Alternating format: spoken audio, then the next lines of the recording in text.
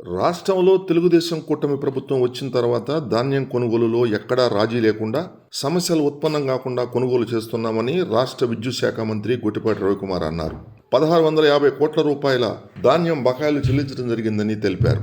ఇంకా ఏవైనా సమస్యలుంటే వాటి పరిష్కారానికి చర్యలు తీసుకుంటామని మంత్రి హామీ ఇచ్చారు. ప్రకాశం జిల్లా ఒంగోలు రామ్నగర్లోని ది ప్రకాశం జిల్లా రైస్ మిల్లర్స్ వెల్ఫేర్ సొసైటీ నూతన భవనాన్ని మంత్రి గొట్టిపాటి రవికుమార్ ప్రారంభించారు. ఈ కార్యక్రమంలో సంతనూతలపాడు శాసనసభ్యులు బిఎన్ విజయ్ కుమార్, రాష్ట్ర maritime board chairman Damacharla Satya, rice millers association రాష్ట్ర chairman Valluri Sivaprasad, all India rice millers federation chairman, రాష్ట్ర రైస్ మిల్లర్స్ అసోసియేషన్ అధ్యక్షుడు గుమ్మడి వెంకటేశ్వరరావు, రాష్ట్ర రైస్ మిల్లర్స్ అసోసియేషన్ కోశాధికారి ఎల్లమూరి రంగయ్య నాయుడు, రాష్ట్ర ఉపాధ్యక్షులు Ora Bhaskar Rao, Chandrasekhar Reddy, organising secretary S Suresh, joint secretary Durga Rao, జిల్లా అధ్యక్షుడు రావి శ్రీనివాసరావు, కార్యదర్శి రామగోపాల్ రెడ్డి, కొడాలి ఉమా వెంకట సుబ్బారావు, సంయుక్త కార్యదర్శి కొమ్మినేని శ్రీనివాసరావు, అసోసియేషన్ సభ్యులు దుగ్గినేని హనుమంతరావు, బాబురావు, చినబాబురావు, అద్దెపల్లి శ్రీనివాసరావు, మార్టూరి రాఘవేంద్రరావు, నీరుకట్టు నరసింహారావు, డాకా వెంకటకృష్ణారెడ్డి, అమ్మతోటి చంద్ర తదితరులు పాల్గొన్నారు.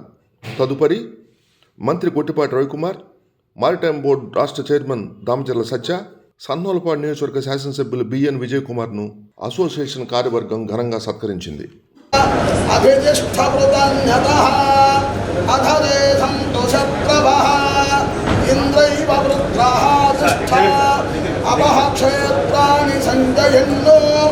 ఇంద్రయేణ మదీధరతో ధ్రువం ధ్రువేణ హవిషా తస్మై దేవాధిబ్రవన్ అయం చ బ్రహ్మణస్పతి. ఒకసారి గట్టిగా చప్పట్లు కొట్టండి ఒకసారి.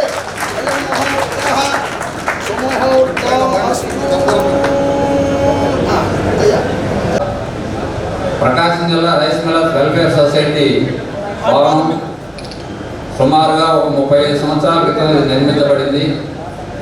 దీనికి అనేక పెద్దలు, ముఖ్యులుగా మన మంత్రి గారి తండ్రి గారు అయినటువంటి కీర్తిశేషులు డాక్టర్ గొట్టిపాటి శేషగిరిరావు గారు, మరియు అలానే ఇంకా కొంతమంది పచ్చూరు ప్రాంత రైస్ మిల్లర్స్ అసోసియేషన్, అలానే చీరాల ప్రాంత రైస్ మిల్లర్స్ అసోసియేషన్, అలానే ఒంగోలు రైస్ మిల్లర్స్, ముఖ్యులుగా మా యొక్క Saptagiri boil rice mill managing director Kodali Uma Venkata Subbarao గారు, వారి యొక్క ప్రత్యేక సహాయ సహకారాలు ఆ రోజు నుంచి ఈ రోజు వరకు వారి యొక్క వెన్నుదన్నులతోటి ఈ యొక్క ఆఫీస్ని ఈ కార్యక్రమాలకు రైస్ మిల్లర్స్ అసోసియేషన్ కార్యక్రమాలకు ఉపయోగించుకోవడం జరుగుతుంది.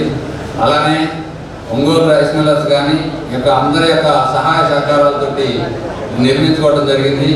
ఇటీవల కాలంలో ఇది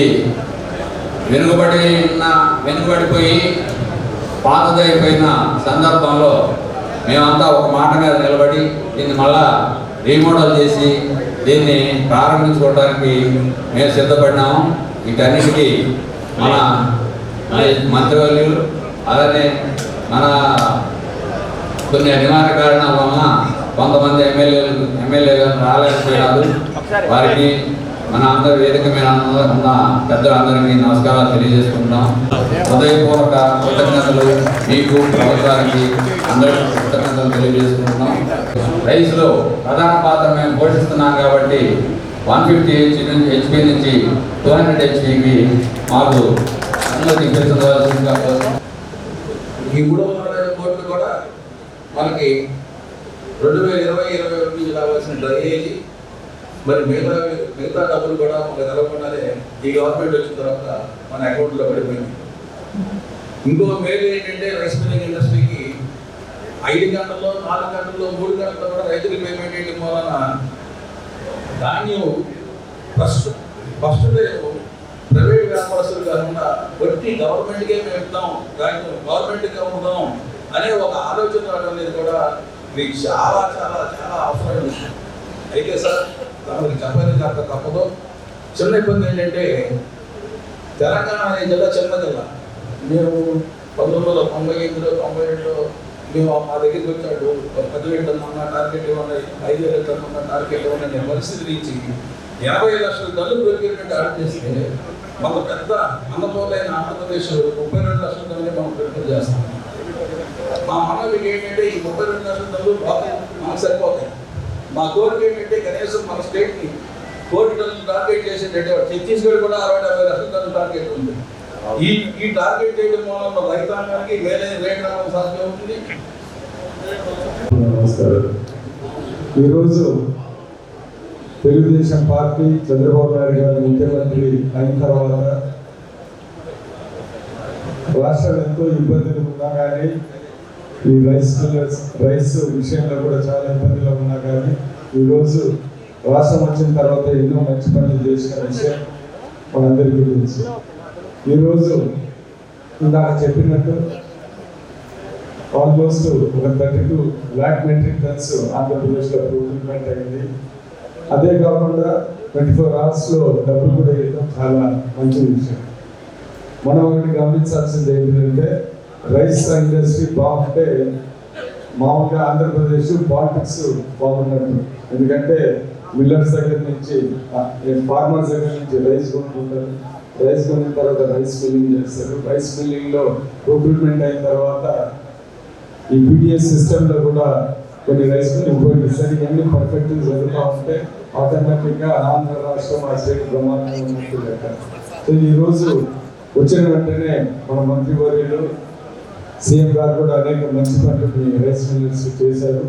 రాబోయే కాలంలో ఇందాక ప్రెసిడెంట్ గారు కూడా అనేక విషయాలు చెప్పారు. ఏంటంటే 70 lakh metric tons procurement increase చేయాలని, అదేవిధంగా సోలార్ ప్యానల్స్ ఇస్తే వాళ్ళు కూడా గిట్టుబాటు అవుతుందని, దాని తర్వాత 200 HP ఇవన్నీ కూడా రాబోయే కాలంలో వీటికి ఖచ్చితంగా ప్రభుత్వం స్పందిస్తారని, ఎందుకంటే ఇది ఫార్మర్స్ ఉంటే ఖచ్చితంగా స్పందిస్తారని కోరుకుంటూ ఈ కార్యక్రమానికి ఇచ్చేసిన అందరికీ ధన్యవాదాలు తెలుపుతూ సెలవు తీసుకుంటున్నాను. ఈ ప్రభుత్వం వచ్చి 7 నెలలైనా ప్రతి ఒక్క అన్ని వర్గాల ప్రజలను ఆదుకున్న ప్రభుత్వం తెలుగుదేశం పార్టీ, అలాగే ఎన్డీఏ కూటమి ప్రభుత్వాన్ని కూడా తెలియజేస్తా ఉన్నా. ఇప్పుడే పెద్దలందరూ చెప్పారు, వచ్చి 7 నెలల్లోనే పాత బకాయిలు మొత్తం మేము ఈ ప్రభుత్వం మీకు అన్ని ఇవ్వడం జరిగింది. అలాగే స్టోరేజ్ ఛార్జీలు మొత్తం ఇవ్వడం జరిగింది. ఏదైనా కానీ ప్రతి ఒక్క కార్యక్రమం తీసుకున్నా చిత్తశుద్ధిగా చేయడం ఈ కూటమి ప్రభుత్వం ఒక లక్ష్యం. అలాగే మీరందరూ ముందుకు వచ్చి ఈ యొక్క అసోసియేషన్ హాల్ ఇంత బాగా నీట్గా ఆర్గనైజ్ చేసుకొని దీన్ని 30 సంవత్సరాల క్రితం ఉన్న హాల్ కంటే ఇప్పుడు దాన్ని బాగా కొన్ని కోట్ల రూపాయలు ఖర్చు పెట్టి చాలా నీట్గా చేసుకొని ఒక ప్రకాశం జిల్లాలో మీ అందరికి ఒక మంచి ప్లేసు మాట్లాడుకోవడానికి ఉన్నందుకు ఈ అసోసియేషన్ కష్టపడి మీరు ఇంత మంచి నిర్మించుకున్న ఈ అసోసియేషన్ ఇంకా బాగా అభివృద్ధి చెందాలని, మీకు ఏ కష్టం వచ్చినా మంత్రిగా రవికుమార్ గారు కానీ వేదిక మీద ప్రభుత్వం తరఫున మాట్లాడడానికి మేమందరం కూడా మీకు సిద్ధంగా ఉన్నాం. మేము పని చేయడానికి ఇక్కడ ఎటువంటి రాజీ లేకుండా పనిచేస్తామని కూడా తెలియజేసుకుంటూ ఇంతటి చక్కటి అవకాశం కల్పించిన ఈ అసోసియేషన్ సభ్యులందరికీ మనస్ఫూర్తిగా నా ధన్యవాదాలు తెలియజేసుకుంటూ సెలవు తీసుకుంటాం. ఎందుకంటే ముఖ్యంగా సోలార్ కనుక మనకు ఉంటే కనుక అవకాశం ఉంటే కొంత మనకు ఫ్యాక్టరీలు ఇండస్ట్రీస్ నడపడం ఇబ్బంది లేకుండా ఉంటుంది. కొద్దిగా ఏం చేయాలో చూడమని చెప్పడం జరిగింది అనమాట. అది కూడా ఇందులో రిప్రజెంటేషన్ ఇవ్వండి. నేను మా సిఎస్ గారితో మాట్లాడేసి సెక్రటరీ గారితో మాట్లాడి మనం ఏ విధంగా రైస్ సోలార్ ద్వారా ఏ విధంగా మనం సహాయ సహకారాలు అందించవచ్చు. మెయిన్ కరెంట్ బిల్లు కనుక కొంతమేర ఇబ్బంది లేకుండా ఉంటే ఫ్యాక్టరీస్ కూడా ఇంకా ఇబ్బంది లేకుండా నడుస్తుంది. దానికోసం మన వాళ్ళు అడిగారు, అది కూడా తప్పకుండా చేస్తాను. ఇందాక 150 HP నుంచి 200 HP దాకా మన ఎల్టీ కింద తీసుకుంటే కొంతమేర మేలు జరిగిందని చెప్పారు. ఇది మొన్న నేను వెస్ట్ గోదావరి జిల్లా ఇచ్చినప్పుడు రొయ్యల వ్యవసాయం చేసే రైతులు కూడా చాలా మంది నా దృష్టికి తీసుకొచ్చారు. ఇది ఒకటి రొయ్యలకు సంబంధించిన వ్యవసాయ రైతులు కానీ అదేవిధంగా రైస్ మిల్లర్స్ కానీ వీళ్ళందరూ కూడా, ఎందుకంటే 365 రోజులు 64 రోజులు ఫ్యాక్టరీలు రన్ కావు. సీజన్లు మెయింటెన్స్ చేసే వాటికి ఒక టైంలో ఆడించేటప్పుడు సీజన్లో ఆడేటప్పుడు ఏమన్నా ఎక్కువ కరెంట్ బిల్లు, లేనప్పుడు ఏమన్నా మినిమం ఛార్జెస్ ఎక్కువ చేసి ఇబ్బంది పడుతున్నాయని కొంతమేరకు నా దృష్టి కూడా వచ్చింది. ఇది మీ దగ్గర నుంచి అసోసియేషన్ నుంచి రిప్రజెంటేషన్ వస్తే కనుక తప్పకుండా మీకున్న సమస్యని కాగిత రూపంలో తెలియజేస్తే అది డిపార్ట్మెంట్కి పంపించి ఏ విధంగా చేయగలగాలి, ఎందుకంటే 150 నుంచి 200 చేయాలన్నా సరే ఎల్టీ చేయాలన్నా ఏఎస్సీ పర్మిషన్ కంపల్సరీగా తీసుకోవాలి. ఎందుకంటే నేను రైస్ మిల్కి సంబంధించి వర్కౌట్ చేయలేదు, కానీ ప్రాన్ కల్చర్కి సంబంధించి నేను వెస్ట్ గోదావరి వచ్చినప్పుడు నా దృష్టికి తీసుకొస్తే దాని మీద ఎంతో కొంత వర్క్ చేశాను. తప్పకుండా వాటిని కూడా నా దృష్టికి తీసుకొస్తే కానీ తప్పకుండా చేస్తామని చెప్పి కూడా సభాముఖంగా మీ అందరికీ తెలియజేస్తా ఉన్నాను. ఇందాక పెద్దలు ఇంకో విషయం కూడా చెప్పుకొచ్చారు. పక్కనున్న తెలంగాణలో కానీ లేకపోతే మిగతా రాష్ట్రాల్లో కానీ చాలా పెద్ద ఎత్తున ప్రభుత్వం రైస్ కొనుగోలు చేస్తుంది. మా దగ్గర వచ్చేసరికి గత ప్రభుత్వం కానీ ఎక్కువ రైస్ క్వాంటిటీ కొనుగోలు తగ్గించేశారని చెప్పి చెప్పడం జరిగింది. ఈ సంవత్సరం మనం దాదాపు ఇచ్చిన దానికంటే కూడా ఎక్కువ ఎక్కడ కూడా ఏ రైతు పంట పండినా సరే దాన్ని కొనుగోలు చేయడం కానీ అదేవిధంగా మళ్ళీ 24 గంటల్లో డబ్బులు వేయడం కానీ చాలా పెద్ద ఎత్తున చేయడం జరిగింది. అందరూ కూడా తెలిసిందే. ఎక్కడన్నా 1,000 బాకీలు రావాలైతే అవి కూడా తొందరలోనే మీ అందరూ తెలియదు కాదు. గవర్నమెంట్ కొత్తగా ఏర్పడిన గవర్నమెంట్లో రాష్ట్రంలో పరిస్థితి అందరూ తెలుసు కాబట్టి ఎక్కడన్నా 1,000 ఎక్కడన్నా రావాల్సిందా తప్పకుండా చేస్తాం. అందుకనే ఈ ప్రభుత్వం చంద్రబాబు నాయుడు గారి ముందు నుంచి ఏంటంటే ప్రభుత్వాలు ఏదైనా మారుతా వచ్చినా సరే గత ప్రభుత్వంలో చేసినప్పుడు మా ప్రభుత్వానికి సంబంధం లేదు, మా ప్రభుత్వంలో చేసినప్పుడు గత ప్రభుత్వానికి సంబంధం లేదు, ఇట్లాంటివి పెట్టుకోకుండా రైతులకు సంబంధించి మిల్లలకు సంబంధించిన బాకీలు కట్టాలనే ఉద్దేశంతో ఇమీడియట్ గా 1650 కోట్లు ఉంటే ఇమీడియట్ గా ఇచ్చేసేయమని చెప్పారు. ఎందుకంటే ప్రభుత్వాలు మారినా సరే ప్రజలకు సంబంధించిన సమస్యలు అయితే అయ్యే ఉంటున్నాయి కాబట్టి ప్రభుత్వం మారినప్పుడల్లా వాళ్ళు ఇబ్బంది పెట్టడం అనేది మనకు మంచి సంస్కృతి, మంచి సాంప్రదాయం కాదని చెప్పి ఉద్దేశంతో ఇవన్నీ కూడా చేయడం జరిగింది అనమాట. అదేవిధంగా ఇందాక అన్నారు మన వాళ్ళు పోయినసారి మీ డబ్బులు కోవిడ్లో ఉన్నాయి కూడా పని కూడా శ్రీనివాసరావు గారు వీళ్ళందరూ కూడా చెప్పడం జరిగింది అనమాట. ఈ ప్రభుత్వం ఉద్దేశం ఏంటంటే ఏ రిప్రజెంటేషన్ ఇచ్చినా సరే ఇమ్మీడియట్ గా మాకు చేతనైనంత వరకు మా సహాయం చేయడం ఈ ప్రభుత్వ ధర్మంగా మా చంద్రబాబు నాయుడు గారు చెప్పి అది మాత్రం చూసే తప్పకుండా పాటిస్తామని చెప్పి కూడా సభాముఖం మీ అందరూ తెలియజేస్తాము.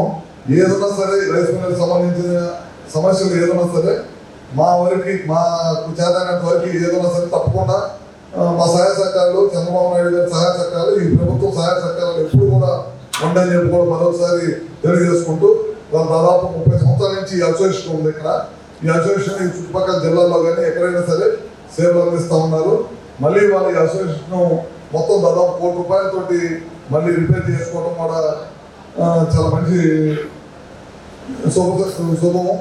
అదేవిధంగా ఈ అసోసియేషన్ ఇంకా బాగుండాలి, రైస్ మిల్లర్స్ అందరూ కూడా బాగుండాలి అని చెప్పి కూడా మరొకసారి పేరు నా ఉదయపూర్వక నమస్కారం తెలియజేసుకుంటూ సెలవు తీసుకుంటాం.